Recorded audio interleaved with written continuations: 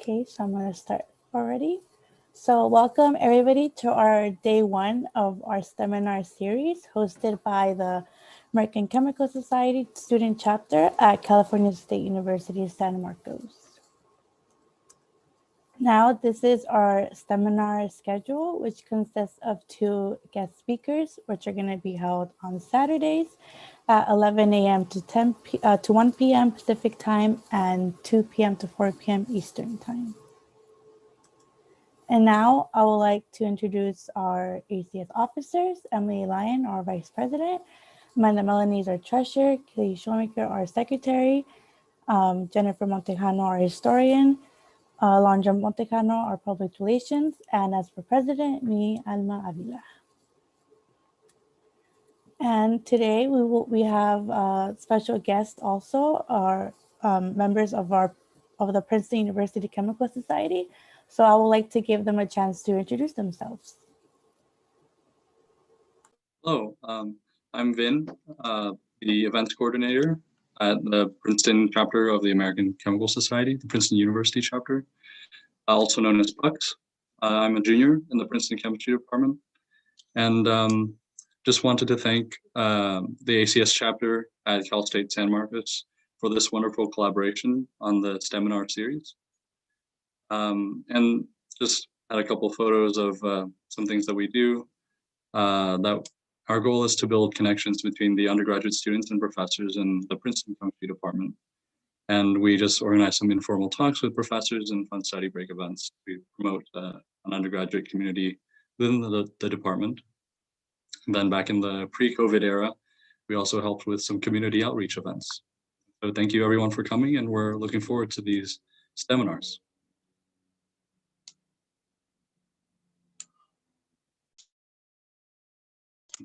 You. So anybody else wants to introduce themselves, are welcome to. Okay, then I'll move on. Now this is our agenda for today. As of now, I'm doing the introduction. Then Marissa will present, followed by 10 minutes for questions. Then our second speaker, Nick, will present, followed by 10 minutes for questions. After, we will end the recording and the YouTube stream, but the Q&A discussion with Marissa and Nick will still continue in the Zoom audience. Now, this is the protocol on how to ask questions. As for the Zoom audience, you will raise your hand and the moderator will call on people. And to do so, you could click on the participant window and raise your hand, or you could type in your question on the Zoom chat. As for the YouTube audience, you can email your questions at steminar.questions@gmail.com. And you can see that at the discussion box below. And to connect with us and know about our future events, you can follow our Twitter and Instagram at CSUSM_ACS, or email us at csusm.acs@gov.com.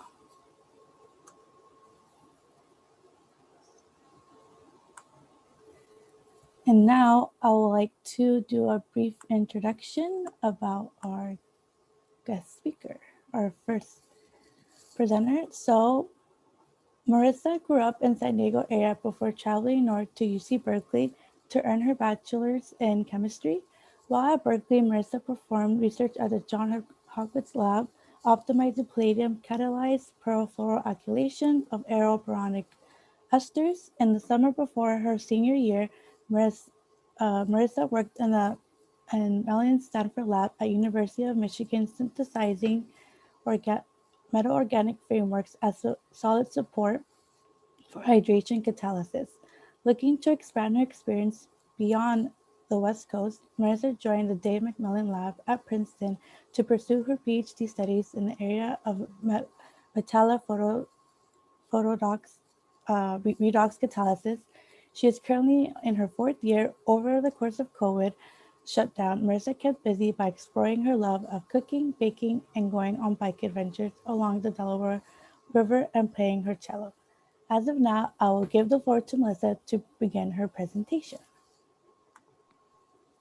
Thank you so much for that kind introduction, and thank you to both the Cal State and the Princeton chapters of the ACS for essentially putting together the seminar series and giving me a chance to talk to you all today about my journey to graduate school in chemistry and what I've been doing here at Princeton for the past 3+ years.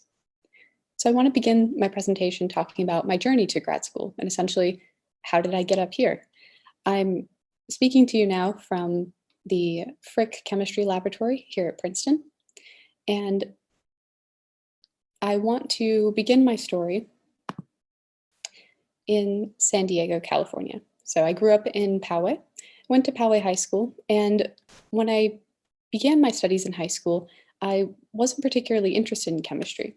It's not like I was that kid who was always at the science fair, making the exploding volcanoes and, reinventing science starting in the 3rd grade. Instead, I was very interested in playing the cello. And so you can see here, I played in the high school orchestra, and in the summers I traveled to go to music festivals and learn more about playing the cello. When I got to some of my later years of high school, I started to realize that I wanted to go to college and I wanted to study something and develop a career. But cello probably wasn't what I wanted to pursue. Requires a lot of practicing and a lot of performing, and I made the decision that I didn't want to pursue becoming a professional musician. And so then I sort of reached a crossroads. And I didn't quite know what I wanted to major in college, but I knew that I at least enjoyed my science classes. What was a particularly unique experience for me was that both my AP chemistry and AP physics teachers were women. And I found that particularly empowering. And so I felt that when I realized that I enjoyed studying science, that I belonged in the field, and I followed the lead of my female science teachers and their advice to decide to go and pursue science at the collegiate level. But before I was really able to decide on chemistry, I had to first study. I had to essentially put together a senior project at the end of high school, and I decided to focus my project on a biotechnology company that was located pretty close to my high school in San Diego. And so I spent 2 weeks at STEMinars, working both in their food science and their organic chemistry department. The company worked to develop what are called taste enhancers, so compounds that they themselves are not sweet or salty, for example, but they help to essentially enhance that flavor in processed foods. And so splitting my time between food science and organic chemistry, I got very different ideas of how science can be performed. In the food science sector, I was essentially running taste tests, taste panels. I would prepare sugar water solutions and I would give them to our professional taste testers, and I would collect their data about which sample was sweeter than the other, and I would analyze that data. So it was much more about data analytics than actually performing experiments. When I moved to the organic chemistry department, I actually started working in a lab, getting to use a lot of the specialized equipment that chemists can. And I worked on synthesizing some of these molecules that could eventually work as taste enhancers and purifying them and doing many of the other jobs that a chemist has to do. And I realized by spending that week shadowing another chemist in the lab that what I really wanted to pursue was chemistry. And if you're interested in how in the world can a molecule enhance taste, the company that I was working at actually did publish essentially the scientific underpinning of their business model in this PNAS article. So you can see this reference for essentially how the company was able to enhance certain flavors in food. After that experience with my senior project, I decided to go to UC Berkeley and study chemistry. It was a pretty unique experience because Berkeley, the chemistry major at Berkeley is housed within what's called the College of Chemistry. So as opposed to most schools which house chemistry in a college that's more general, like letters and science, at Berkeley, there were only 3 majors that were in this college, and they were all very much focused around the specific field of chemistry. And I arrived there, oddly enough, as a declared major. And so with that, I was immediately immersed in the field. And while I had some preconceived notions of what I wanted to study, namely something I vaguely referred to as like quantum mechanics or the secrets of the universe, what I quickly realized through taking my general and organic chemistry classes that what I really enjoyed was the laboratory experience. I liked setting up experiments, watching things change or change color, isolating things and figuring out what exactly I made. And so over the course of taking these classes, I began to realize that if I wanted to work as an experimental chemist, well, I would need some experimental experience. So I started to ask myself, how in the world do I join a research lab? Berkeley is a very large campus, and so it felt sometimes a little overwhelming thinking of breaking into that upper echelon of research. And so through my attempts to join a research lab, I happened upon, I thought, some nuggets of wisdom that I thought would be helpful to share with people who are looking at trying to join a lab. And so I went to my chemistry department's faculty page and read essentially the bios of every one of the faculty members.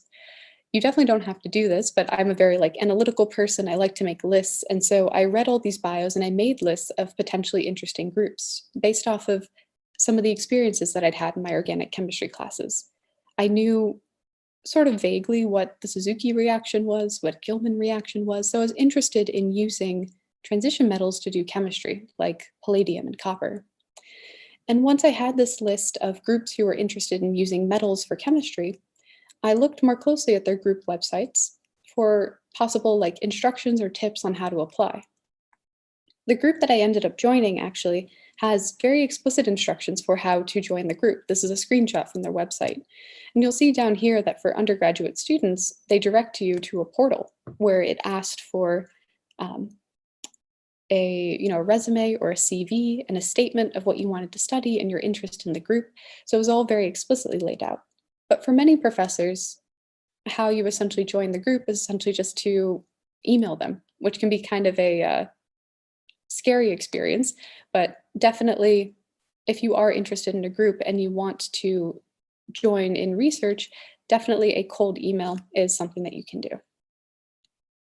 And so once I applied to John Hartwig's lab and was essentially allowed to start beginning working, I was issued a desk and then realized very quickly how little I knew about the field that I was about to enter, because one of the graduate students, essentially as soon as I came in the door, asked me, out of curiosity, do you know that John has a reaction named after him? And I was like, no. And then very quickly I realized that there was a lot that I didn't know about metals in organic chemistry.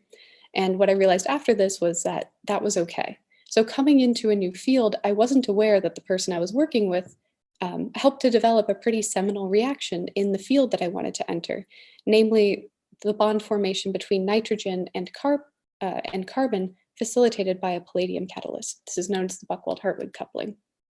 And so definitely, if you're interested in a field, you don't have to know everything about it, especially as an undergraduate. You're there to learn and gain new experiences. And in that lab, I really learned how to become a much more independent scientist. Although I worked with a graduate student, I was there to mostly design and carry out my own experiments. And I used a lot of instrumentation that I'd never even heard of before, like a glove box here. So this glove box is just a sealed chamber that's filled with nitrogen so that you can perform chemistry that's relatively sensitive to oxygen. But what I also really learned over the course of that research experience was essentially about the process of getting a PhD and what a PhD was through talking to the many graduate students and postdocs who worked on those research floors. One of the other perks of working in my old building, though, was that we had some pretty incredible views of the San Francisco Bay Area. So I couldn't resist putting a picture here of Berkeley's iconic tower and San Francisco in the background. And that's actually the view if you kind of hung out of the laboratory onto the balcony. And so with all those experiences, I had a great time working in the Hartwig group. But I was starting to wonder as I progressed through my chemistry studies if I was missing out on other cool chemistry. Because what I started to realize was that your first research area doesn't necessarily dictate what you have to do later on. And this is what the graduate students told me, that even though you've worked in a lab that works exclusively with, the palladium metal and trying to use it to do chemistry, that doesn't mean that's what you have to do for the rest of your life as a scientist. And so I wanted to get a little bit of diversity into my research experience. And so the summer before my senior year, I went to the University of Michigan and performed a summer of research there. Now at Michigan, I was working in the lab of Professor Melanie Sanford, and the program that I was a part of was funded through the National Science Foundation. And so if you go to their website, they do have a whole page dedicated to various undergraduate funding programs. So definitely if you want to broaden your horizons and look to experience different universities in different parts of the country and how science is performed at those other schools, then definitely there are programs to help financially support that. I was working through a grant specifically for a Center for Chemical Innovation at the NSF called the Center for Enabling New Technologies Through Catalysis. And with the emphasis placed on this new technologies, in the Sanford lab, I was working in a completely different field, but still catalysis, where I was working on the synthesis of what are called metal organic frameworks. So unlike the organic molecules that I had been working with, metal organic frameworks are just long, extended solid structures.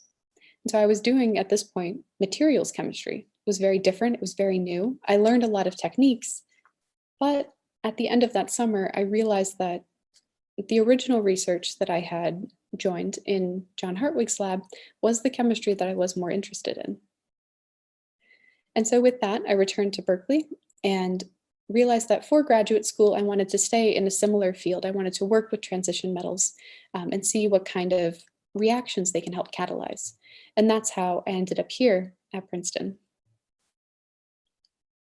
So this is a picture of my advisor, Professor Dave McMillan, and the chemistry lab that I work in and that you see behind me now. So it's a wonderful building with great instrumentation and a lot of awesome support staff, so that whatever experiment you want to run, you have the possibilities to run those experiments and access that machinery. And that was a big part of my decision to come here, because I knew that for the experiments that I wanted to carry out, there would be instrumentation for me.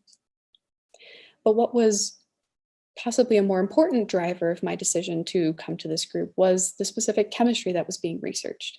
Because graduate school is a 5-year process, and you should probably try to at least be somewhat interested in the chemistry that you're going to be diving deep into for 5 years. And so at Princeton, Dave studies photoredox catalysis, where essentially we set up organic reactions and place them in front of these blue lights. And that blue light helps to catalyze novel kind of exotic chemistry. And so with this, I was still able to focus on my first interest in chemistry, which was transition metals, but it pushed me to learn something new. I had to dive into the field of photochemistry, something that I really didn't know about and hadn't really taken any classes in undergrad specifically related to photochemistry. And so this is probably one of my bigger pieces of advice for those considering graduate school is always make sure that the new experiences that you have, whether it's a different undergraduate lab or going somewhere for the summer or choosing a graduate school, make sure that there's some new aspect of science, some new aspect of chemistry that you will be learning through that process. And so with that, that's sort of a summary of my adventures from the West Coast to the East Coast, studying different kinds of chemistry along the way. But what have I been doing here at Princeton for the past 3 to 4 years? Well, I will tell you one story from my time here that focuses on using light, so photoredox catalysis, to overcome mechanistic challenges in classic cross-coupling chemistry. So what exactly is a cross-coupling reaction, first of all?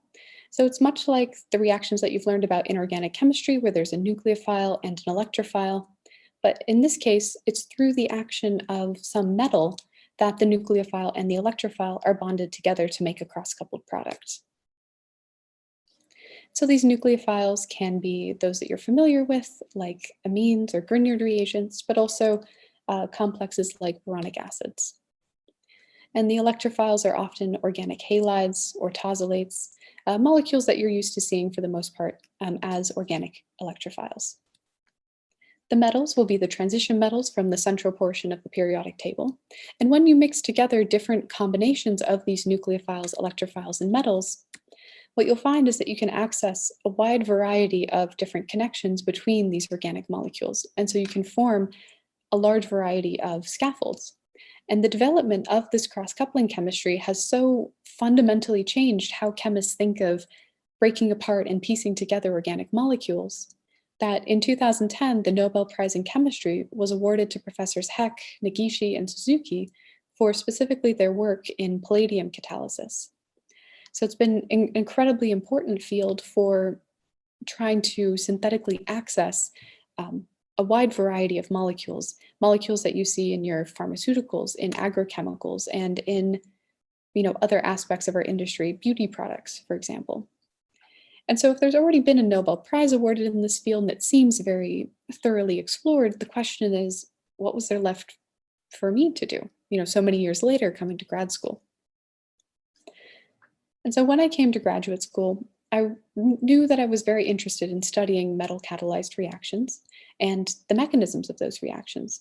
But I had a very specific goal in mind, and that was to hopefully develop something novel, so a new reaction, or to take a known reaction and try to push it beyond the known limitations of that reaction. And so returning to our kind of generic cross-coupling scheme, when we think of pushing a reaction beyond its limitations, what we really have to do is look at the mechanism. And so these cross-coupling reactions are cyclic, they're catalytic, so the metal is regenerated and the cycle turns over. But to start the cycle, the metal has to first activate the electrophile. And it inserts itself into one of the bonds, and in this way the electrophile gets on the metal center, and this process is referred to as oxidative addition. An equivalent of nucleophile is already on the metal center. And in a second elementary step known as reductive elimination, the metal essentially removes itself from these two ligands, and the two ligands bond together to form a cross-coupled product. And so with these two steps, they kind of look like the opposite of one another, and in fact, they are actually encouraged by opposite factors on the metal.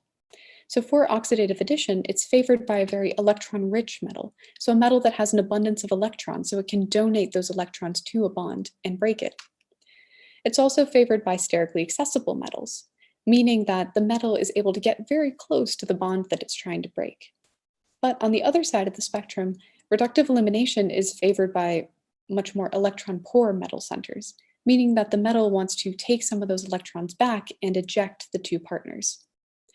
And also, in a similar vein, a sterically congested metal. If the metal has a lot of very bulky substituents around it, it's going to want to push some of those substituents off. And so because oxidative addition and reductive elimination require opposite things of the metal center, the natural question arises, what if you can't strike a balance between these contradictory needs? What if one metal can't satisfy both sides of the cycle? And so with that leading question, I'm going to introduce the Ullmann-Goldberg coupling, which is a very old reaction. It's well over 100 years old at this point, and it involves a bond formation between a nucleophile, often a nitrogen or an oxygen nucleophile, and an aryl halide. And this bond formation is facilitated by copper. And even though this is an over 100-year-old reaction, it's incredibly useful and is still used to this day. I've highlighted here a few of the bonds that you can make using the Ullmann-Goldberg coupling. And you see that each of these 4 molecules is actually an approved pharmaceutical, and they all have very specific purposes in our body, from preventing your blood from coagulating, or removing excess iron, managing pain, or even oncology treatments. And so this coupling manages to make bonds that are very integral to the structure or the skeleton of a molecule. It holds large building blocks together. And so because of this, the coupling is still very much a part of a typical chemist's toolbox, you might say. But if we return to our simplified mechanism of oxidative addition and reductive elimination, what's been found actually quite recently through intensive study of the mechanism very specifically is that although although reductive elimination, so essentially copper removing itself from the carbon and nitrogen and allowing the formation of a CN bond, although that process is very low barrier, meaning that you don't have to invest very much energy in order to promote CN coupling. It's a very easy process for the copper to do. On the other hand, the copper trying to oxidatively add into the carbon halide bond of your electrophile, it's a very high barrier process. So you have to invest a lot of energy in order to overcome the barrier and break the bond. And so this is something that's innate to copper. It's very good at bond forming processes, so reductive elimination, but it struggles when it comes to actually breaking bonds via an oxidative addition process. And because of this, this high barrier oxidative addition, the coupling sometimes struggles, and chemists have had to be very inventive and come up with different ways to overcome this oxidative addition problem. The most classical method is to raise the temperature. If there's a high energy barrier, well, give it more energy. But these become relatively dangerous and a bit more cumbersome to actually run in a laboratory. Imagine trying to heat something to 2 times the boiling point of water. It's rather challenging. What you can also do is use a more activated electrophile. And so what I mean by this is that the copper iodine bond is much weaker than, say, the copper bromine bond. But if you're looking at the commercial availability of this electrophile, meaning what sort of chemicals you can look at a catalog and purchase, these aryl iodides are not nearly so abundant. You can't buy as many variations. Also, what has been done by many chemists, especially in the past 10 years, has been to try to change the electronics of the copper catalyst. As I said earlier, a more electron-rich copper catalyst is better capable of breaking bonds. And so organic molecules have been designed that are very good at donating electron density into the copper center.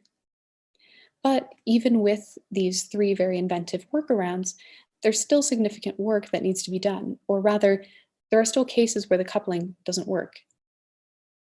And one really good example of this, I thought, was from an industrial chemistry group that was trying to look at the structure on the left, and they were hoping to change the substituents on the benzene ring. And they thought that forming the carbon-nitrogen bond would be the easiest way to create many different derivatives. And using the Ullmann-Goldberg coupling, they were very happy to see that they could make a bunch of different derivatives, with different substituents on the benzene ring. But in their report, they made a very explicit comment that when they tried to extend the copper catalyzed method to orthosubstituted or 2 substituted aryl halides, that they were completely unreactive under the copper catalyzed conditions. And other routes, other methods of synthesis had to be used that took many more steps and much more time. And so with this example from relatively recently, you can see that there are still barriers to perfect application of the Ullmann-Goldberg coupling. There's still work that needs to be done. And so our proposal in the lab to overcome these issues was to essentially stop relying on copper to perform both of the mechanistic steps. And what this means is, at the moment, we're asking copper to both break a relatively strong carbon-bromine bond and form a carbon-nitrogen bond. It's very good at the latter, but it struggles with the former. And so we asked ourselves, is there a way that we can take this aryl halide and through a lower barrier route, so with much less investment of energy, could we still access the same intermediate, but maybe utilizing a second component that's not copper that can sort of help with this process? And we knew that one possible avenue to alternatively activate our aryl bromide, so instead of asking copper to insert into this bond, we knew that if we could access an aryl radical, that copper is actually quite good at capturing those aryl radicals and thus delivering your copper aryl species that can then go on to do other chemistries. And so in this way, you would already be breaking the carbon-bromine bond, and the copper would just be there to essentially pick up what's left over. And this is a process that copper is much better at, as opposed to directly breaking the bond. You might ask, how would you get to an aryl radical? Well, we dug farther back into the literature and found that silicon-centered radicals are quite good at doing what's referred to as a halogen atom abstraction, where the silicon radical can bond to the bromine and essentially leave behind one electron, the aryl radical. So using this 2-step sequence, we were hoping that it would be a surrogate for oxidative addition, and we've come to affectionately refer to it as HARC, so halogen abstraction, radical capture. Now, in terms of actually generating these silicon-centered radicals, well, that's where the blue light, the photoredox, comes into play. And so the other presenter for the seminar series, Nick, will talk much more about how these photocatalysts exactly work, but suffice it to say at the moment that when you have this iridium complex and it absorbs a photon of blue light, it enters an excited state. And in this excited state, it becomes a very strong one-electron oxidant, which means that when your silicon precursor interacts with this excited photocatalyst, it loses an electron. And the oxygen-centered radical can then undergo rearrangement. So this TMS group can hop over to the oxygen, and thus you generate a silicon-centered radical. And this silicon-centered radical is what is proficient at doing the halogen atom abstraction. And so with these three components, with photocatalytic generation of silo radicals, halogen atom abstraction, and then radical capture, we were hoping to provide an alternative route, kind of a shortcut, to get to these copper aryl species. And so with this in mind, we proposed an alternative Ullmann-Goldberg coupling, where we would rely on this halogen abstraction radical capture activation to possibly access a much broader range of aryl bromides. We were hoping that this reaction could happen at room temperature instead of super hot, because there would be no high energy steps. And we were hoping that maybe we could access those sterically congested products that previously had thwarted the Ullmann-Goldberg. And I worked on this project with a very talented postdoc, Dr. Tao Liang. And so the two of us had a very specific image of what the reaction would look like in terms of its mechanism. And so this was our proposal going into the reaction. So between the two of us, we thought that our photocatalyst would definitely absorb the blue light and enter an excited state. And like I talked about on the previous slide, this iridium photocatalyst could undergo single electron transfer, or SET, with a silicon precursor. And upon the single electron transfer and rearrangement, you could access a silicon-centered radical. This would be competent at doing a halogen atom abstraction to generate a strong silicon-bromine bond and an aryl radical. This is where the copper cycle comes into play. So a copper catalyst that is already ligated with the nucleophile is capable of capturing your aryl radical to form a copper aryl amido species. This can then do what copper is very good at. It can reductively eliminate to form your CN coupled product. And another equivalent of nucleophile can essentially take its place. And through the action of a base to deprotonate the nucleophile, you end up at a copper amido species. And so you notice that there's a big blank space in the middle of the slide, which means that we somehow need to turn over or close both of our catalytic cycles. And so on the copper side of things, we have a copper 1 catalyst that needs to go to copper 2, so an oxidation. And we have an iridium 2 catalyst that also needs to be oxidized to iridium 3. And so because we require 2 oxidative steps, the reaction does require the use of an external oxidant that can remove electrons from both of these systems and allow them to turn over. And so this was a very interesting mechanistic feature and something that we had to keep in mind when we were hoping to optimize the reaction. And by optimize, what I mean is taking 2 standard or representative substrates, so a nucleophile and an aryl bromide, and knowing essentially what components you need to add to the reaction mixture, so a photocatalyst, a copper catalyst, a source of silicon radical, and an oxidant, and essentially trying out different combinations of conditions until you get the proper CN coupled product. And so we were able to find conditions through a long, essentially campaign of optimizing the reaction, conditions that were able to provide our CN coupled product in a very satisfying 80% yield. And so in terms of what each of these components did, with our iridium photocatalyst and our what's called supersilanol, this was what we called our photoredox system. And so through use of blue light, it was able to activate the aryl bromide. So this is the portion of the conditions that activates the electrophile. TMG stands for tetramethylguanidine, so it's this structure. It's a base, and so what it does is it activates the nucleophile by deprotonating it and making it a stronger nucleophile.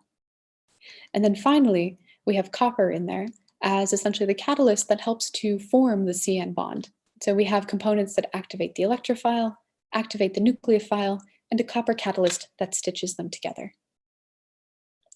In terms of how these reactions are run, so they are photocatalytic reactions, so we need to administer light to the reaction.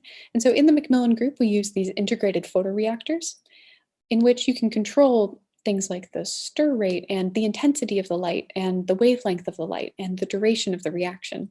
And so it's a very controlled way to input light into a reaction. And then in terms of the reaction setup, you can see here that the oxidant that we decided to use is actually air. And so how the reaction is actually set up is that there is 1 milliliter of reaction solution in the bottom of the vial, 7 milliliters of headspace, and then there's a needle in the septum, which looks a little odd, but essentially all it does is allow for recirculation of fresh air, so more oxygen, while also preventing evaporation, because if you just left this open for many hours, well, that 1 milliliter would eventually evaporate. Air was definitely not the first oxidant that we tried. So this is a good example of why it's very good to try many different conditions when you're trying to develop an organic chemistry reaction. Because we tried a variety of well-known oxidants and really didn't get any good yields until we tried air. And then we saw a very high yield of our reaction. And also at the top here, you can see a control reaction where we didn't add any oxidant. And you can see that the reaction suffered. It wasn't really able to generate any product. And so with these optimized conditions in hand, the next step of performing organic chemistry research is to investigate the scope. So how general is this method for both types of reaction partner? So first we focused in on the nucleophile scope, so our nitrogen nucleophile. And we were very happy to see that the reaction worked for nucleophiles beyond our standard pyrazole. So indazoles, azaindoles, triazoles, etc. Essentially all of these aromatic nitrogen-containing rings worked quite well in the reaction. And we were especially excited to see that pharmaceutical fragments, so molecules that are much more complex, were able to be functionalized in very good yield. And this was especially interesting because there are actually other nucleophiles on this molecule, the sulfonamide here, the alcohol, and the amine, but they were untouched by our chemistry. And so that's why it's very interesting to try to explore the scope, because you'll learn things about the preferences of the chemistry for certain molecules.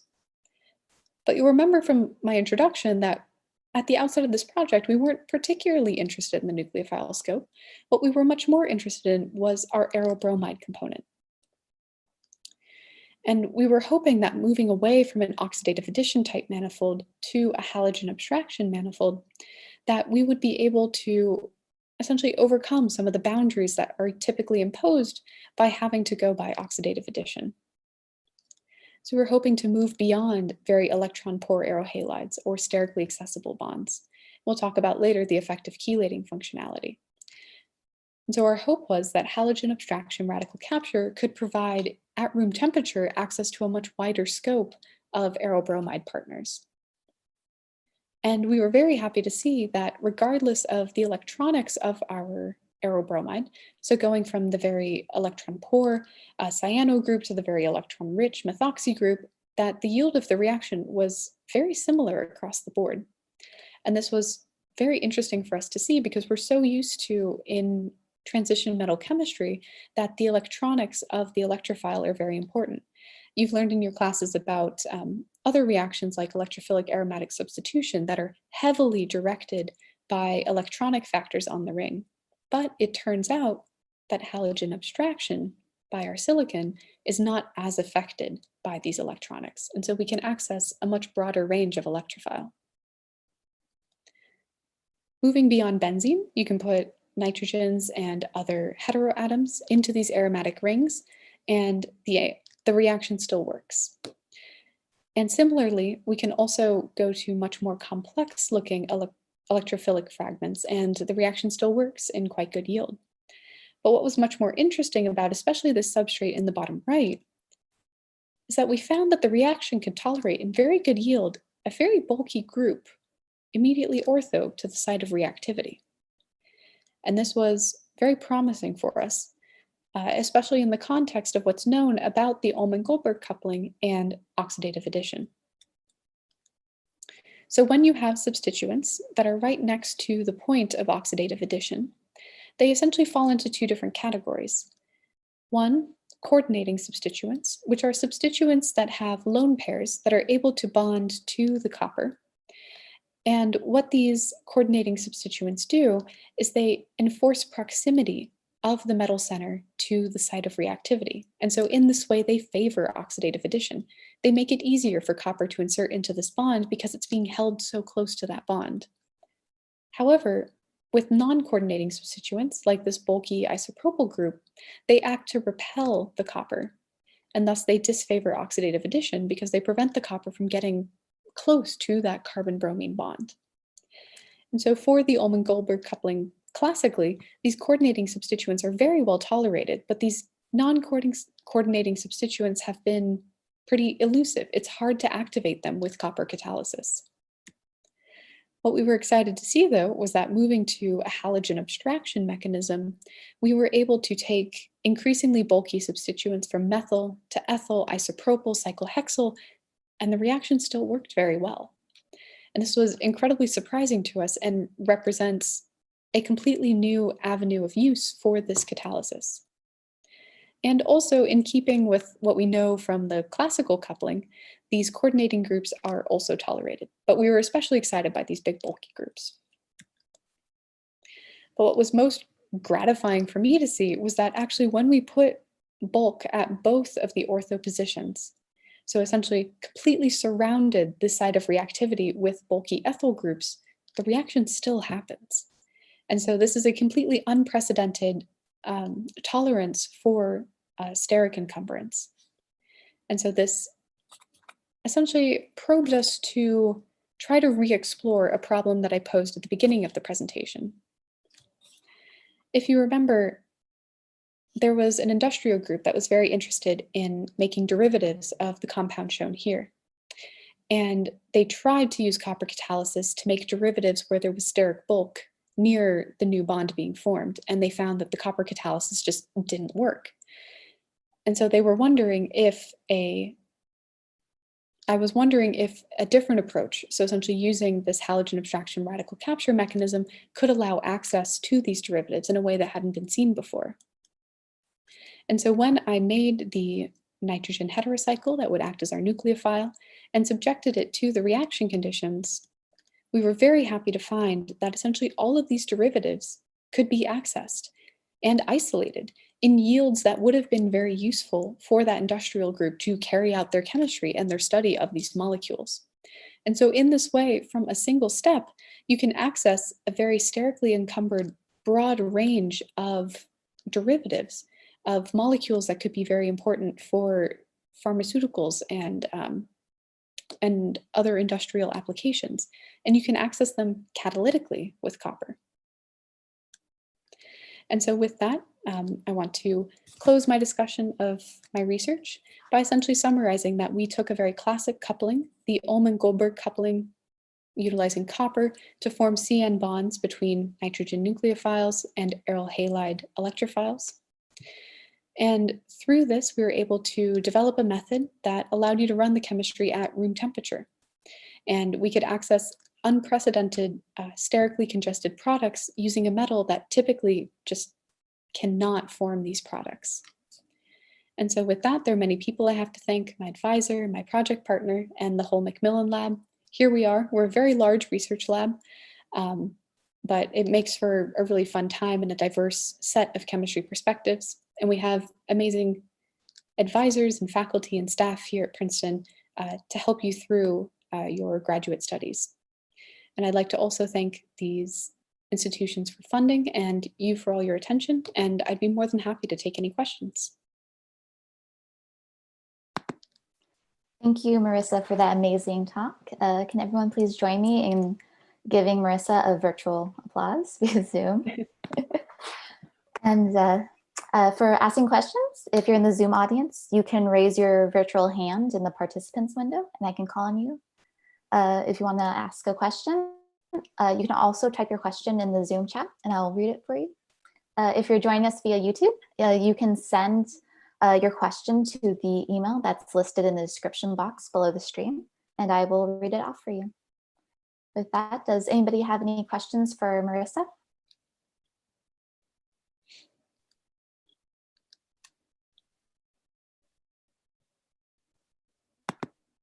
Looks like we have a question from YouTube land. So the question asks, I'm starting to see more and more dual metal catalyzed reactions in the literature. Are there any particular problems or weird trends that occur from having to optimize both catalysts? Does two catalysts make it harder to do? There definitely are a lot of weird trends. And also there are very specific challenges that come from having two catalytic systems. And so especially in my system where both of them are turned over by an oxidant, so both of them are able to essentially be completed through incorporation of air or oxidation by air. Because of this, essentially the catalytic cycles, they operate completely independently of one another. So oftentimes when you have multiple cycles, they work to control each other. And so they limit the speed at which each of them moves.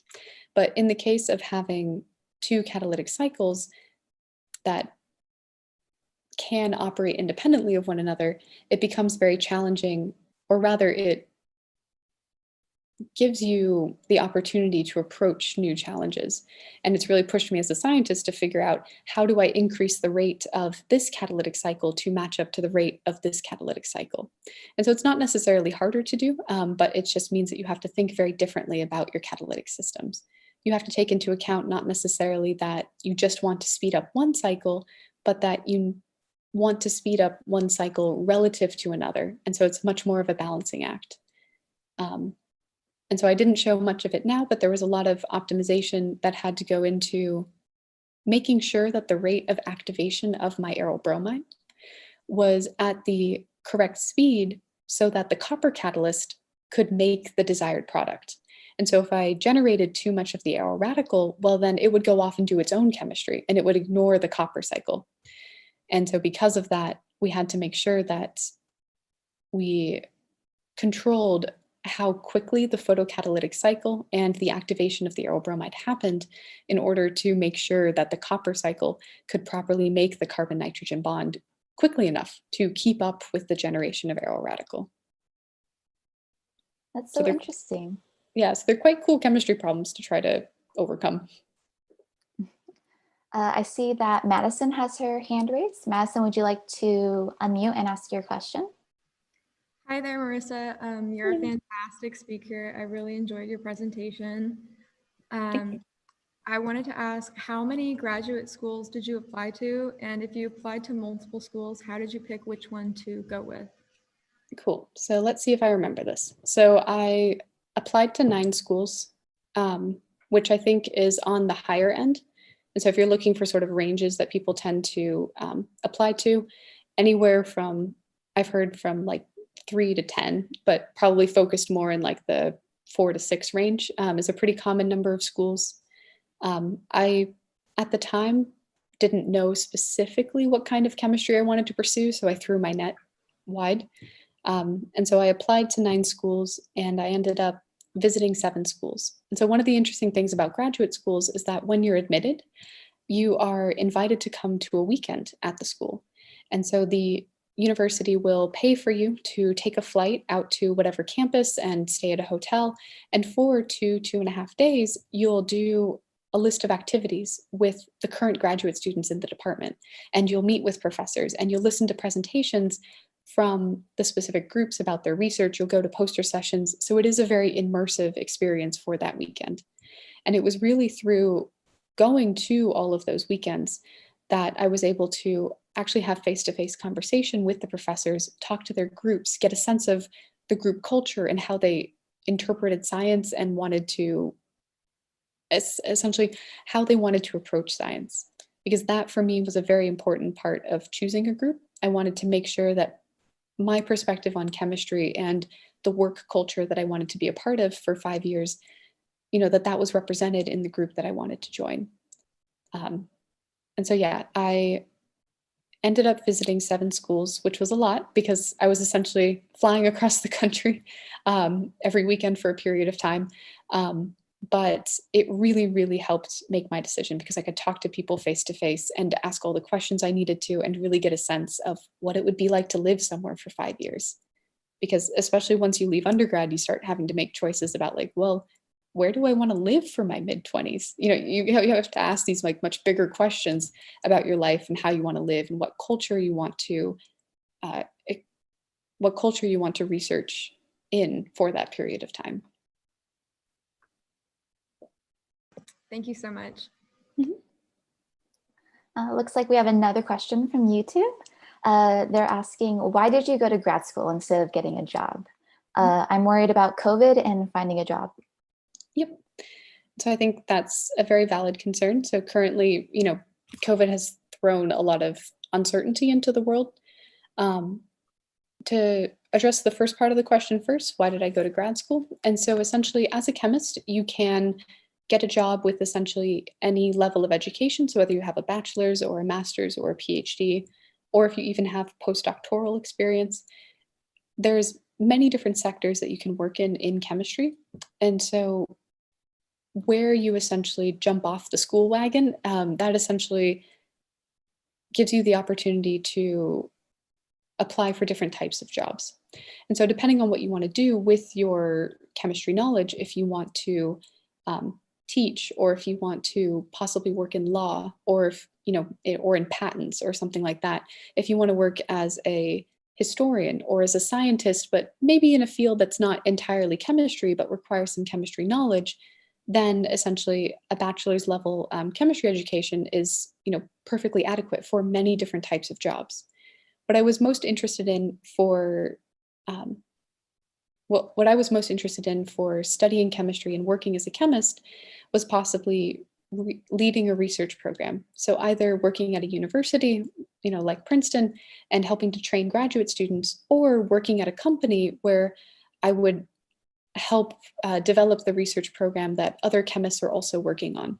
And so for jobs of that position, you need to have a PhD in the field, especially if you want to teach chemistry. And so regardless of whether you work at a university or a college, a PUI or an R1 institution, all chemistry professors need to have PhDs. So that's really what pushed me into that field, or into this current avenue of study. And so in terms of COVID and worrying about the job market, I would say that deciding to go to grad school is a very personal choice, and it's a large commitment because it is a lot of hard work. But one of the things that is very good about grad school at the moment is that essentially it's a way for you to further your education, become a stronger applicant for all chemistry jobs, and also, as opposed to business school or medical school or law school, as chemists, we're actually paid to go to grad school. And so every month I receive a stipend from the university that completely covers my cost of living. And so it's not an especially high salary, but it means that I'm not going into more debt trying to earn a chemistry PhD.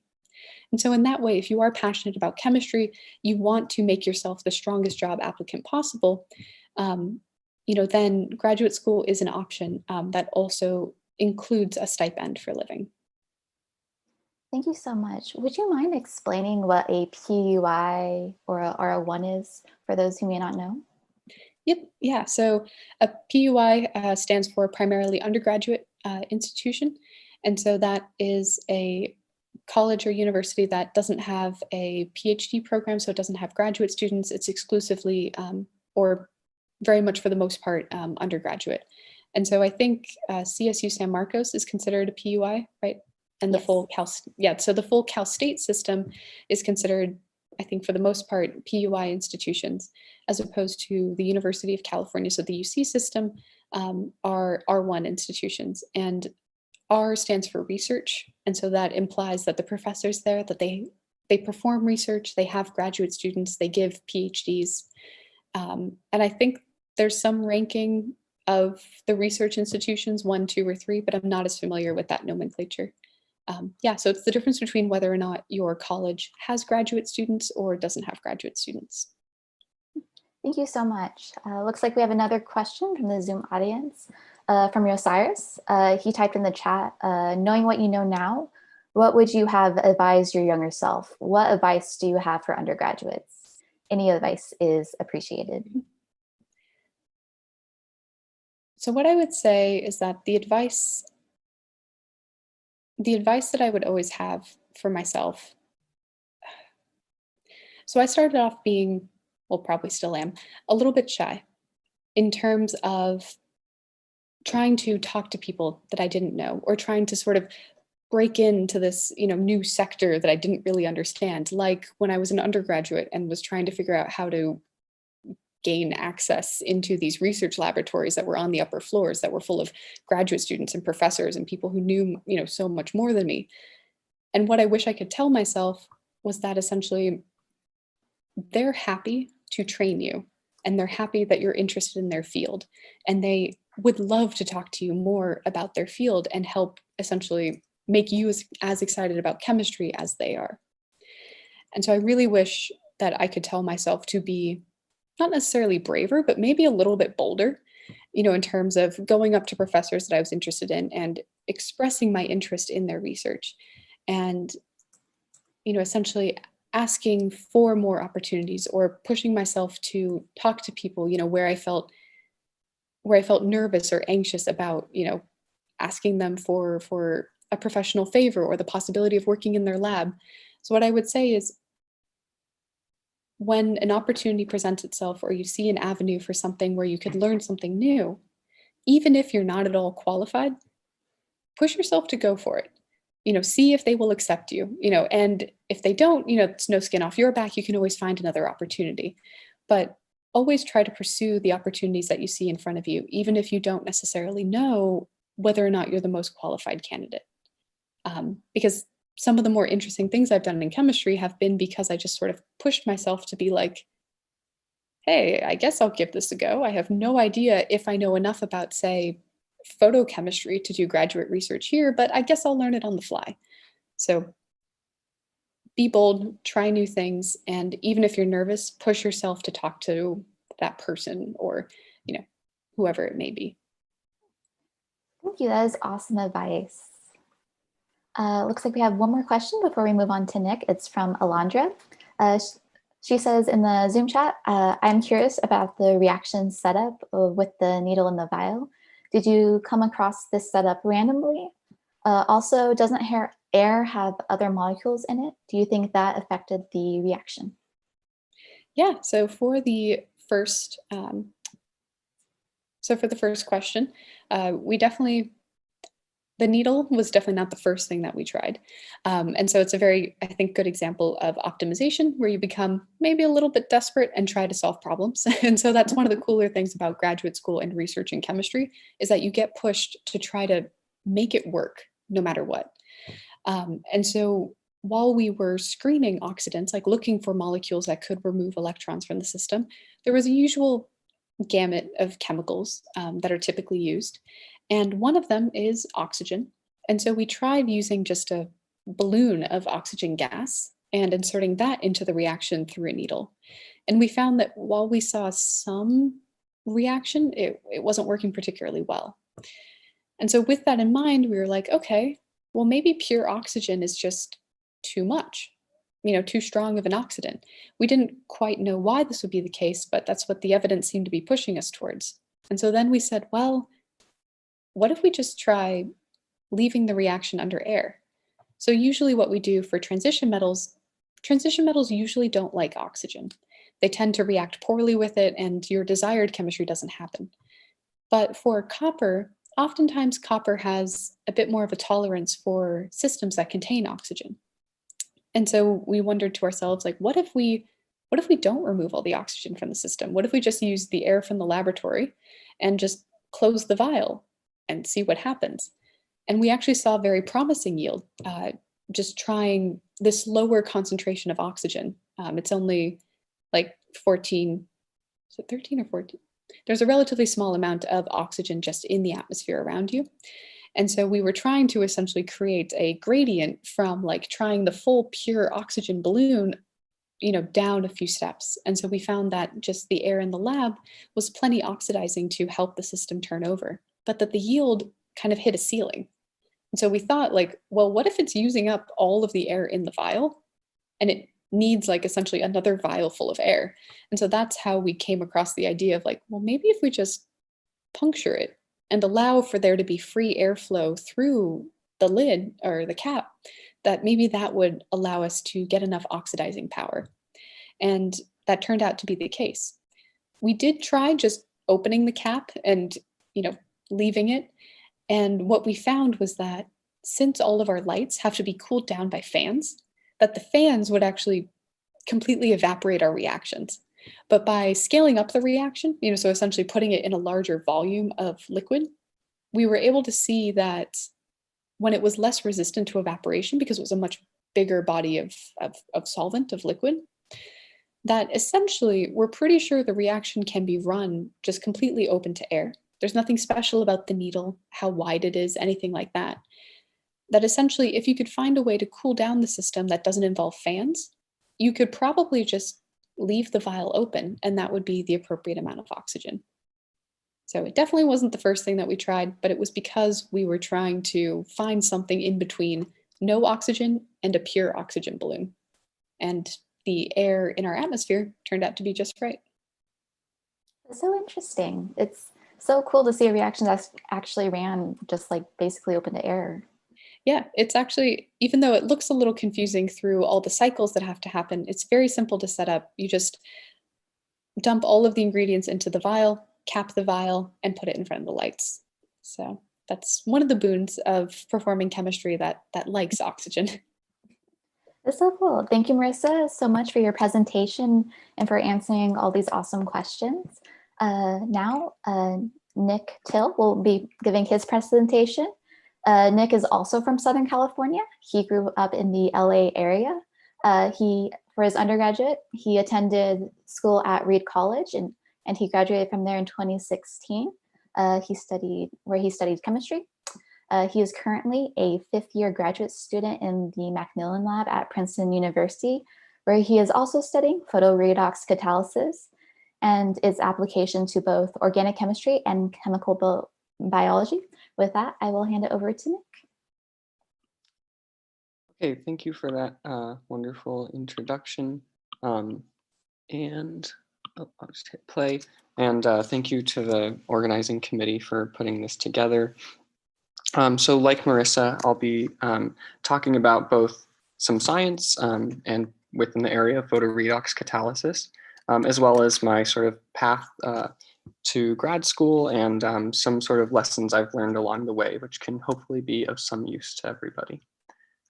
So yeah, just an outline of the talk. The first part will consist primarily of this sort of path that I mentioned from sort of my experience in high school and through Reed College in undergrad and to grad school, and sort of what lessons I've learned in, along the way. And then the second part will be primarily focused on using spectroscopy to investigate the mechanism underlying a synthetic reaction that our group developed. So all of these sort of hieroglyphics down in the bottom right hopefully will be a bit clearer by the end of that discussion. So my story starts in Southern California as well. I grew up in a town called Manhattan Beach, which is in LA, an hour and a half or 2 hours up the coast from Cal State San Marcos. But while I was growing up, I actually spent a lot of time out where this black dot is in the Pacific Ocean. And so this seems like a sort of odd place for a high school student to be. But I actually spent a lot of my time growing up on weekends and over the summers working on fishing boats, one of which is shown here. And so while I took one chemistry class in high school and I found it fairly interesting, the thing that got me really excited sort of throughout my childhood was being outside in one way or another, and in this case being on fishing boats and working on fishing boats and fishing. And so a few years down the road, I ended up at Reed College for undergrad. And at Reed, I spent my first year taking the typical classes that a chemistry major would take, including intro chemistry. And again, intro chemistry was interesting, but sort of spending a lot of time learning about this field and textbooks was not nearly as interesting as being outside and, in this case, climbing mountains, which I got really excited about, living in the Northwest, where there are a number of volcanoes in the Cascade Mountain range. And so with this, I spent the first summer after the summer after my first year of undergrad in Washington, climbing mountains like Mount Baker, shown a picture of which is shown here, or a picture from which is shown here. And I worked at a mountain guiding company up in Washington. And so I spent the summer living in this, which is a good sized tent, but a tent nonetheless. And this was my home for the summer. But it let me be outside on mountains and doing something I was really excited about. And it wasn't actually until I got back to Reed the following year and started working in a research lab that I actually had any sort of excitement about chemistry, that it was really a lasting sort of enthusiasm. And so the first project I started working on was in order to synthesize oxidized and nitrated forms of a class of compounds called terpenes, which are volatile organic compounds naturally occurring and are produced by many plants. And these seem like sort of strange structures that you might not have much need to make, but it turns out that these sort of oxidation and nitration products naturally are generated in the atmosphere. And another project I was fortunate enough to work on was the synthesis of selective estrogen receptor modulators, so another organic synthesis project. And it was really sort of this chance that I had to work on the synthesis of molecules of sort of whatever importance that were made for the first time, and sort of that simple but sort of awe-inspiring motivation was really what got me excited about chemistry. Doing research in a lab rather than sort of studying from a textbook in classrooms. And so going forward, I think that the second sort of experience I had outside of a classroom that really motivated me to study chemistry further and dedicate a number of years at this point to studying the subject was an experience that I had over the summer following my third year in undergrad at a company called Gilead Sciences. So you may have heard of Gilead recently in the news and their antiviral efforts applied to the COVID-19 pandemic. But the project that I worked on was in the area of synthesizing molecules such as the one shown here, which are beta selective PI3K inhibitors. And PI3K is a type of kinase, and its inhibition is a target that is therapeutically validated for cancer applications.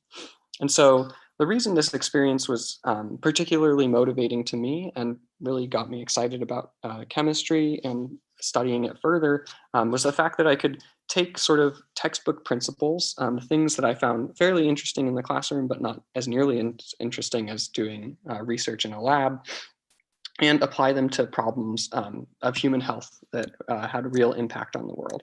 And in particular, this compound has a slow rotation about this carbon-nitrogen bond. And so this is sort of thinking about the physical organic principles that govern this rotation, and in particular, the size of this fluorine substituent and this methyl substituent. Those sort of applying those principles were key to designing and making these types of molecules.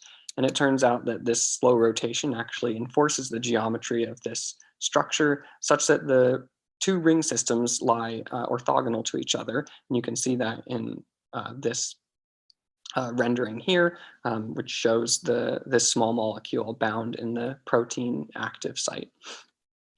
And so this sort of geometry is actually critical for this binding. And I would say that this experience, in addition to having the ability to apply these sort of textbook principles to problems of human health, also gave me the experience to work in conjunction with other types of scientists, people with diverse perspectives that are all approaching the same problem of developing a drug for medicinal need. And so the sort of people that work on these types of teams range from biologists to immunologists, people who are interested in toxicology, as well as, of course, organic chemists, which my background, as little as it was at the time, was in, as well as computational chemists. And so I would just say at this point, I would take a moment to note that there are numerous large pharmaceutical as well as smaller biotech companies in the broader San Diego area. And many of these companies have internship opportunities available. whether they're posted on their website or not. And so in getting in touch with these sort of companies, I think, are a really great way to work on problems of human health where chemistry can have a really big impact. And this goes beyond just organic chemistry. That happened to be my interest, and so that's the sort of application I ended up in. But many different subfields of chemistry have really important roles in working on these sorts of health problems.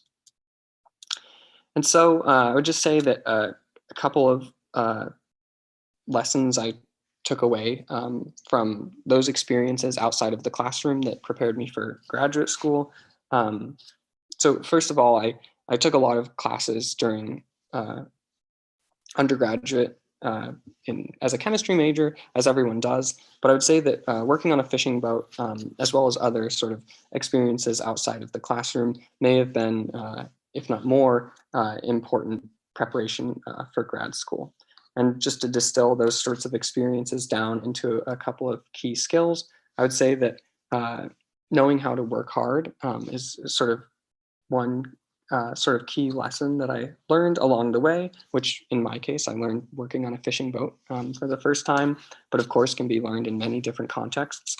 And furthermore, the sort of second lesson that I learned was looking at problems from multiple perspectives can be very valuable in approaching scientific research questions. And this is true in grad school, but in many other areas. And I was fortunate enough to learn this lesson through working in industry on a very collaborative project. But and so I think just before getting into some of the science, I'll say that choosing a grad school lab is a hard thing to do. And there are a lot of considerations to take into account, but I'd say, at least for me, in my opinion, the most important sort of two critical elements that are important to consider are first and foremost the science. You really want to find research that is exciting to you in a way that you can't entirely explain in a completely logical way, but it's just innately exciting, the kind of thing that you could imagine keeping you up at night thinking about problems that you really want to get back into the lab the next day to solve or find the answers to. And so this was the case for me in actually multiple labs that I was considering, but it was especially the case in the Macmillan research group. The second of which is you want to find a good group of people to work with. So graduate school is a long journey, and you'll spend many hours and many years together with the group of people you decide to join in terms of a research lab. And in terms of both intellectual as well as emotional support that's required along the way, science has its ups and downs. This sort of decision of finding a group of people that you can imagine working with day in and day out is incredibly important. And I think Marissa touched on this as well, but the final thing I would say is that you do want to find a sort of research area and maybe even group that scares you a little bit. Not in a real like intimidating way, but in a way that you sort of feel like, wow, there's a lot of things I don't know about this research area, and I'm not sure I'm totally prepared for it. And if you feel that way and a bit insecure and afraid of the sort of unknown of a big new area, I think that's exactly how you should feel. And that means you're sort of ready to enter something where you're going to grow a lot as a scientist. So now I'll just get into some science. So all of the molecules on this slide are molecules of synthetic interest in some field or another. So from total synthesis to pharmaceutical agents, such as the two compounds shown here, as well as even in material science. And the sort of common feature that these molecules contain is an aryl CN linkage. And so that's a carbon-nitrogen bond shown here, which are all sort of highlighted in orange. And we've heard great talk on how copper can be used to form this type of CN bond by Marissa. And it turns out that palladium is another sort of common metal that's used to catalyze this type of transformation. And so given that palladium and copper can catalyze CN bond formation to generate these types of pharmaceutically or otherwise interesting synthetic products, you might wonder why we can't use nickel as an alternative to palladium to do the same type of chemistry, given that in its valence shell, it should be isoelectronic to palladium, and with the appropriate sort of ligand sphere or coordination environment, you could imagine a nickel catalyst performing reactions very similar to palladium. And it turns out that there's a few challenges associated with using nickel instead of palladium to do CN cross-coupling reactions. But a few years ago, our group developed a method that combines the use of a nickel catalyst as well as an iridium photocatalyst to do just this. And this reaction generically is shown here. We can take amines and aryl bromides together under the combination of two catalysts, a nickel catalyst as well as an iridium photocatalyst, to get to these types of CN coupled products where the formed bond is highlighted here in blue. And so you might wonder why this sort of research endeavor was taken, why one might want to move from a palladium catalyzed reaction to using a nickel catalyst instead of that palladium catalyst. And so one attractive aspect of this reaction is the fact that the nickel catalyst, shown here, nickel bromide hydrate, is incredibly cheap. So it's less than $1 a gram for this catalyst, and no ligand is required for this reaction.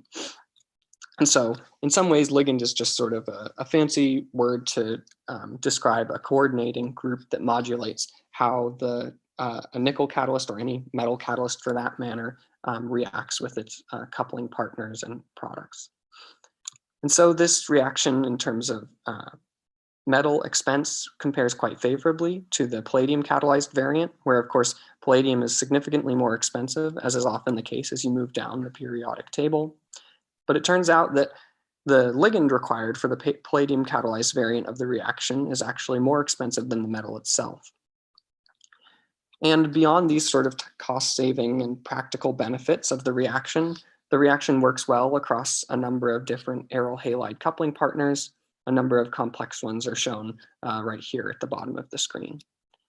But this sort of sums it up for the synthetic aspects of this reaction that I'll be talking about today. Instead, the rest of the talk will be focused on this sort of central question of how exactly this reaction works, in particular, how photocatalysis facilitates the CN coupling reaction that occurs. And so trying to answer this question took us down a pretty long road with a number of different approaches to finally get a good sense of how this reaction operates. And this required the use of reaction kinetics, so studying the rate of the reaction as a function of different parameters, as well as stoichiometric organometallic studies, and finally ultrafast spectroscopy to get some idea of how the reaction was working, and finally also to inform the design of a new catalyst for the reaction. But in the interest of time, and I think also in the interest of clarity, I'll be talking just about this third category of experiments, the use of ultrafast spectroscopy to address the question, the fundamental question of how exactly this reaction is working. And so when we look at this standard reaction, taking this aryl bromide and this amine coupling partner on to give this CN coupled product, the reaction uses the sort of straightforward conditions of a nickel catalyst, an iridium photocatalyst, as well as visible light. DMF is just the solvent for the reaction. And then DABCO is an acronym corresponding to a soluble organic base, which keeps the reaction from getting too acidic as it progresses. And this iridium photocatalyst that I'm referring to has the structure shown here. So when we take this reaction and we modulate the conditions from the standard conditions, which work well at about 80% yield, as soon as you turn off the light, the reaction dies completely. Or if you take out the photocatalyst or the nickel catalyst, the reaction shuts down entirely as well. And so I mentioned that I'll be talking primarily about the photophysical and spectroscopic aspects of the reaction. And for that, we can actually ignore the nickel catalyst's role in light absorption processes, and instead just focus on the iridium photocatalyst and light, which are necessary for reactivity. So first, how exactly do these iridium photocatalysts work? So these iridium photocatalysts are actually horrible catalysts when they're in the dark. This iridium photocatalyst, if you try to use it for any sort of catalytic reaction won't do much of anything if you, for example, put tinfoil around the reaction flask and don't let any light in.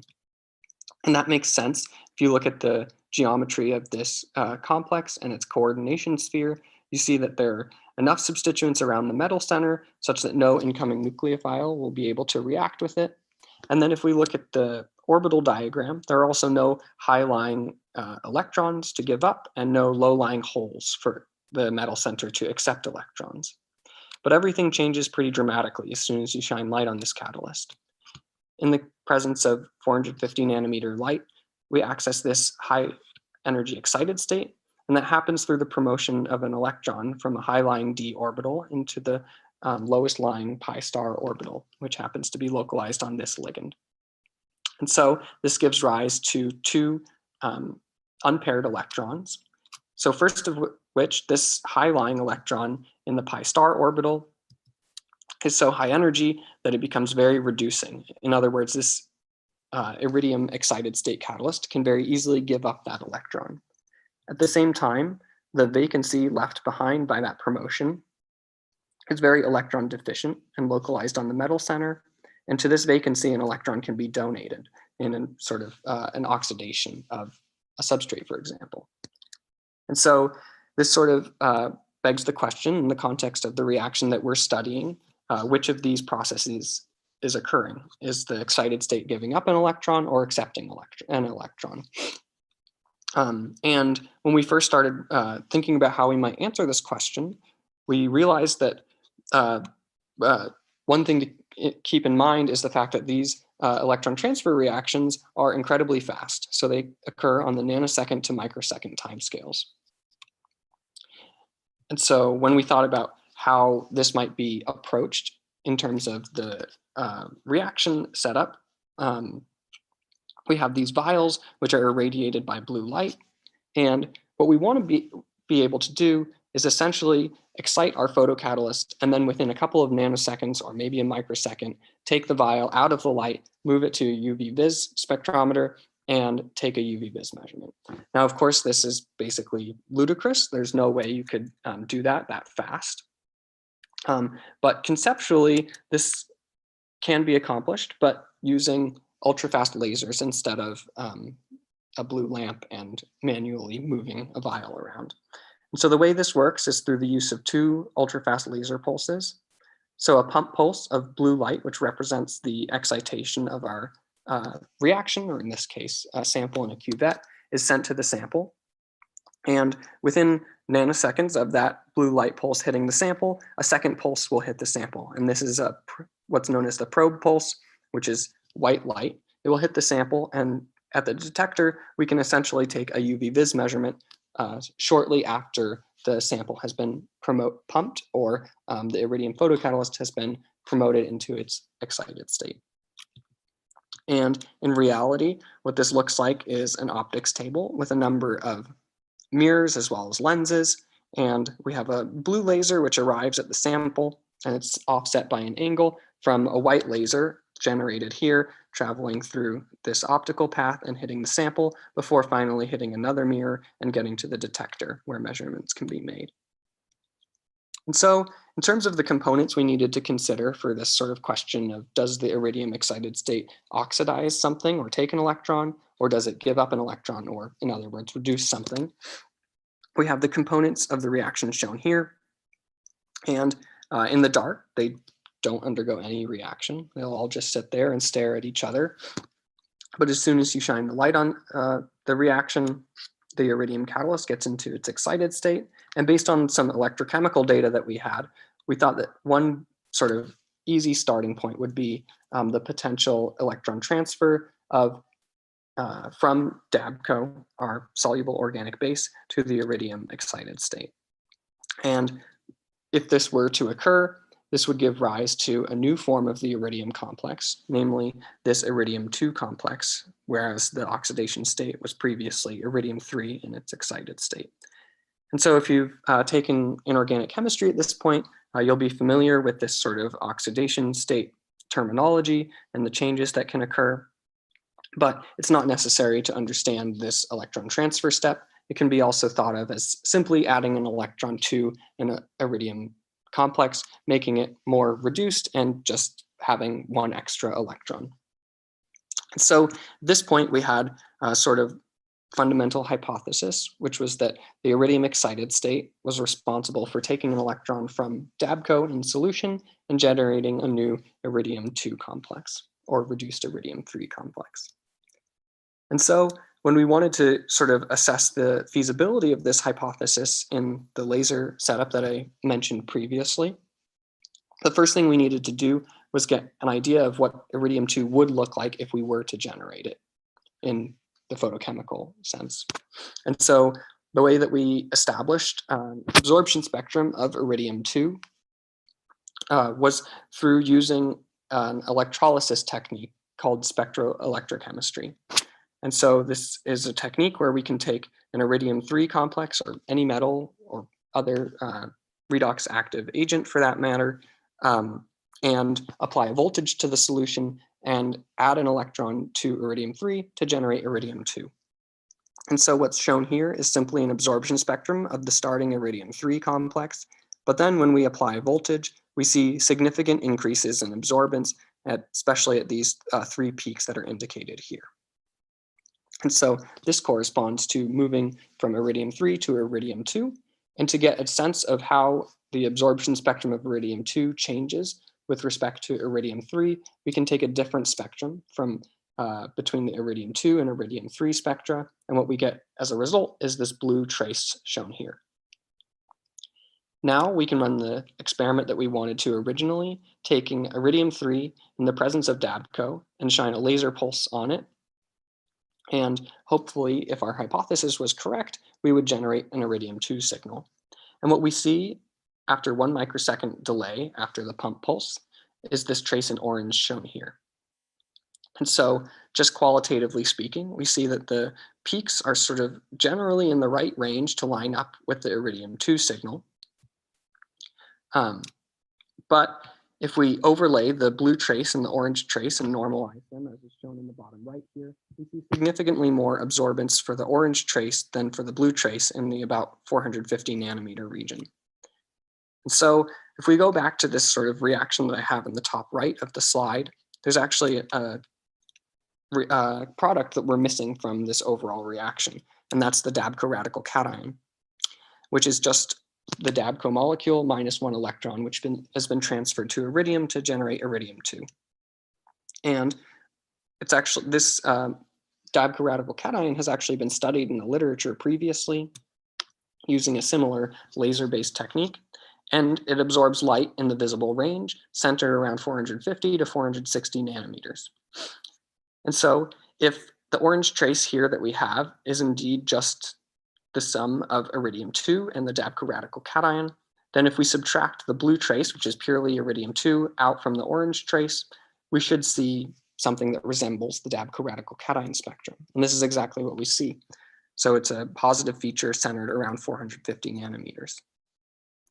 And so with this data in hand, we had a pretty clear answer to our question of what type of electron transfer is taking place from the excited state, namely that the DABCO base is donating an electron to the excited state. And this generates this iridium-2 complex shown in blue here, which is now a very strong electron donor since it has this excess electron up in this high energy orbital. And so now looking at some electrochemical data, we could establish that the best electron acceptor in our solution of the remaining components of the reaction is actually the nickel catalyst, in which this iridium-2 complex could potentially donate its electron into this nickel-2 complex, and this would subsequently generate a reduced form of the nickel catalyst. And so this is where the story sort of veers off into a number of different approaches that we took to establish the relevance of this nickel-2 to nickel-1 reduction step by iridium-2. But just to briefly describe what happens next is that this nickel-1 complex interacts with the substrates to get up to nickel-3, and subsequently a bond-forming event takes the nickel catalyst from nickel-3 back down to nickel-1, as well as relinquishing the product. And so the sort of broad takeaway from this is that the iridium-2 reducing nickel-2 is a crucial step for the reaction to occur and for product generation to happen. And not only is that a crucial step, it's also a relatively inefficient step. And so we wondered at this point how we might be able to make this step more efficient, this step in particular, and therefore render the overall reaction a more efficient process. And so in order to do this, we needed to turn to something called Marcus theory, which you may have heard about in a physical chemistry course at this point, but it's not entirely necessary to understand the full theory behind this beyond the fact that Marcus theory essentially predicts that the rate of electron transfer is proportional to the driving force for that electron transfer, or the free energy that is released upon doing that electron transfer process, or delta G, highlighted in orange here. In other words, we should be able to increase the delta G of electron transfer, increase that driving force, and get a higher rate of nickel-2 to nickel-1 reduction, which should in turn increase the efficiency of the overall process of product formation. And so with this hypothesis in mind, the way we thought we might be able to go about doing this is by taking our original photocatalyst, which is this sort of fluorinated version of the photocatalyst I've been showing so far, which was actually the first sort of originally used photocatalyst for this type of reaction, and looking at where the high line pi star localized electron is, we've figured that we might be able to increase the energy of this electron by making the orbital that it is in higher in energy through making it more, the ligand structure more electron rich. And so taking away these electron withdrawing halogen substituents, as well as making this part of the ligand system more electron rich by adding these amine ligands, or amine substituents rather. And so now with this new photocatalyst in hand, we would hopefully have this electron localized in the higher energy orbital, and therefore would have a higher driving force for transfer down to the low-lying acceptor orbital on the nickel, and a larger, more negative delta G. And so to try this out in the reaction, we went to our standard sort of reaction, coupling this amine and aryl bromide coupling partners to give this aniline-containing product. And when we compare the new photocatalyst shown in orange to the original photocatalyst, we see a dramatic improvement in the overall rate of product formation. And so this confirmed our original design hypothesis for the synthesis of this new catalyst for the reaction. And so I mentioned that we would only be talking about the sort of ultrafast spectroscopy for the most part today that we use to investigate this reaction mechanism. But there are a number of other things we learned about this reaction based on the kinetic studies as well as stoichiometric studies. And this sort of further informed our design of this final catalyst. And if you're interested in hearing more about the whole story of this study, you can find it here at this reference. But with that, I would just like to end. Of course, none of this would have been possible without my advisor, Dave McMillan, as well as our collaborators, Professor Gregory Scholes and Lei Tian, as well as my coworker, Zhe, and the instrumentation folks at Princeton. And this work was actually funded by the Department of Energy. Thank you so much, Nick, for your incredible talk. Would everyone please join me in giving him a virtual applause via Zoom?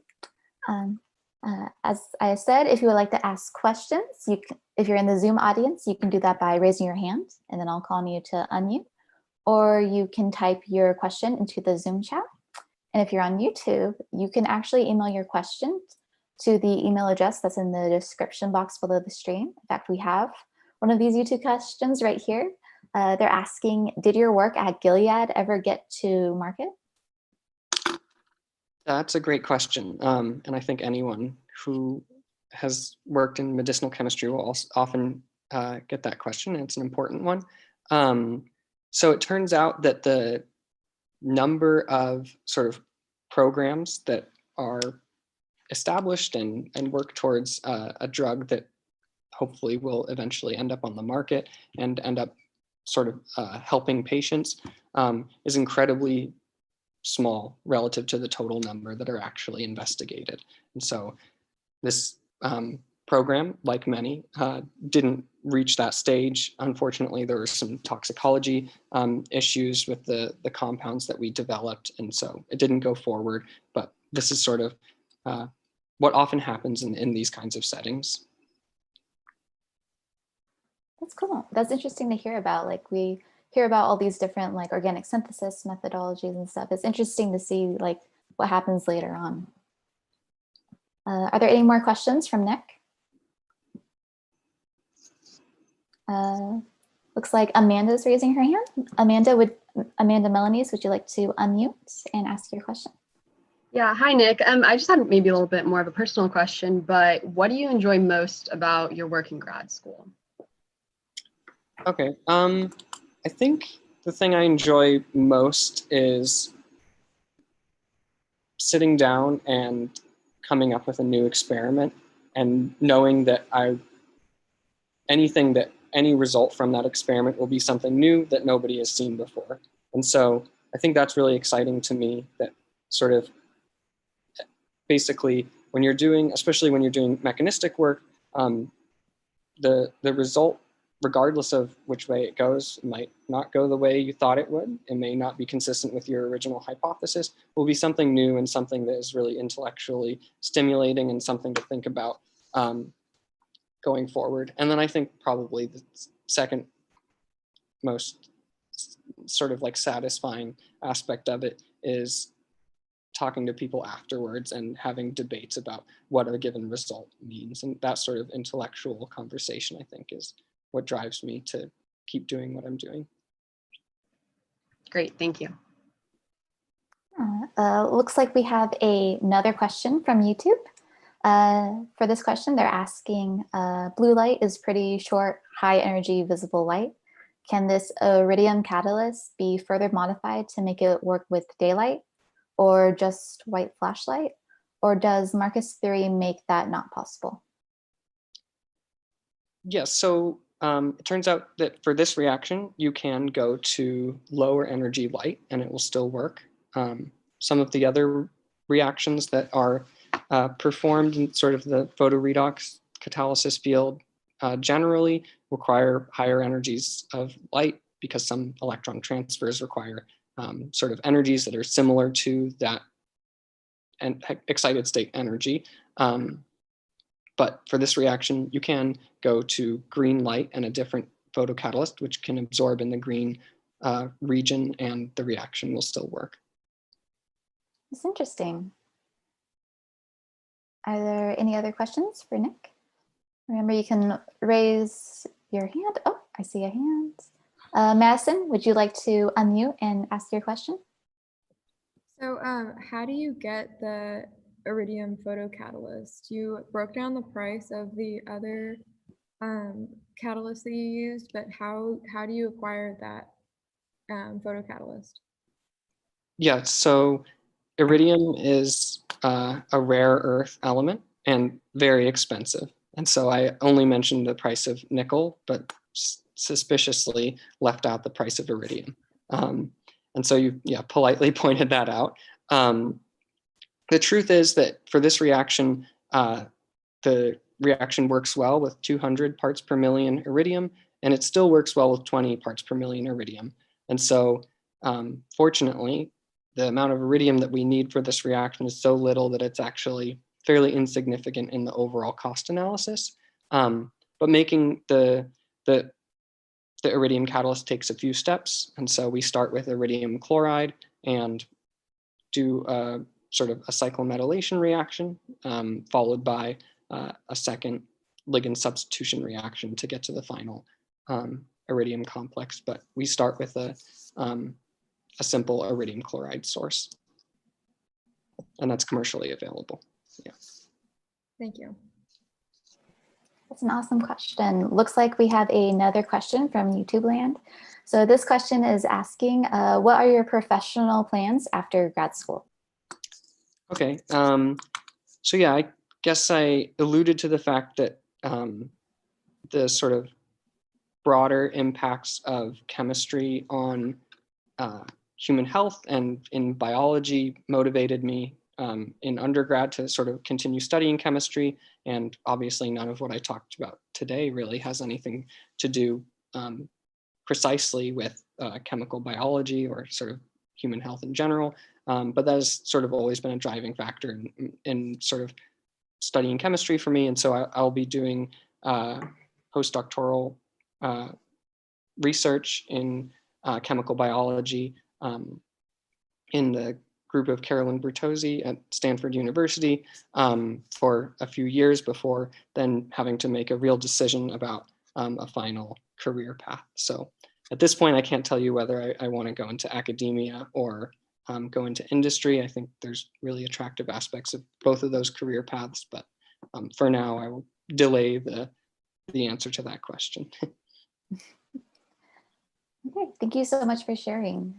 Are there any more questions for Nick? Feel free to type them in the Zoom chat or to raise your hand so I can call on you.